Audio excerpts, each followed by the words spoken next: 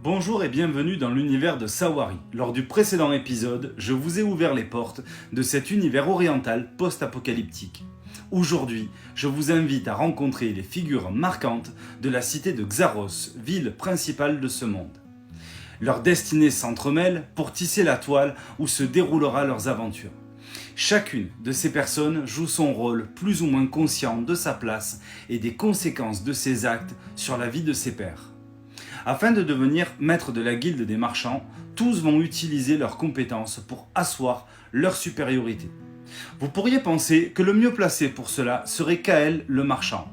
Respectueux du code de la guilde, il est capable de dénicher et négocier les artefacts de grande valeur au meilleur prix. Homme bon et loyal, il se démarque de son mentor Zarek qu'il a recueilli lors de son enfance. Il a construit sa réputation loin des manigances de ce dernier. Cependant, être un bon marchand n'est peut-être pas suffisant pour accéder au poste suprême. Savoir nouer des liens entre clans et négocier des accords peut s'avérer essentiel pour permettre au convoi de circuler librement avec le moins de risques possible. C'est de ce talent que se sert Samira, la diplomate.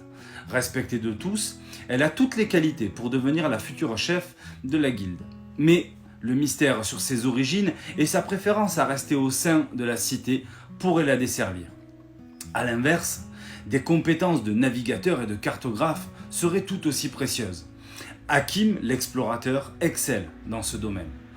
Toujours en quête de secrets et de trésors cachés, il a découvert à maintes reprises des vestiges d'époques lointaines, des artefacts et des technologies de grande valeur, très utiles aux chercheurs du monde de Sawari.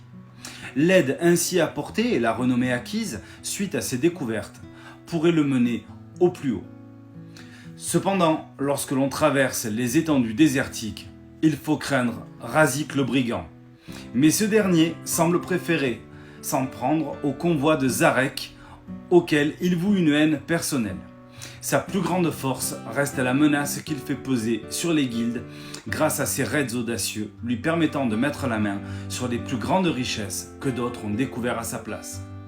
Mais trouver et vendre passe parfois par l'intermédiaire du trafiquant Zoran. Homme ambitieux, il convoite le poste de chef de guilde et il est prêt à tout pour y arriver, y compris agresser ses adversaires. Il est l'autre face de la pièce formée avec Kael, dont il est l'ami d'enfance. Certaines rumeurs prétendent même qu'il serait le fils illégitime de Zarek.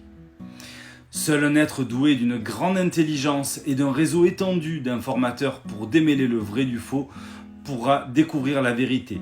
Yasmine, l'espionne insaisissable tel le vent du désert, est la plus apte dans ce rôle. Capable de naviguer entre les complots politiques et les alliances en constante évolution, elle pourra utiliser sa meilleure arme, le savoir, pour atteindre les plus hautes sphères dont est issue sa famille. Bien sûr, le tableau ne serait pas complet sans parler de Zarek, le maître de la guilde des marchands, mais cette histoire sera pour une prochaine fois.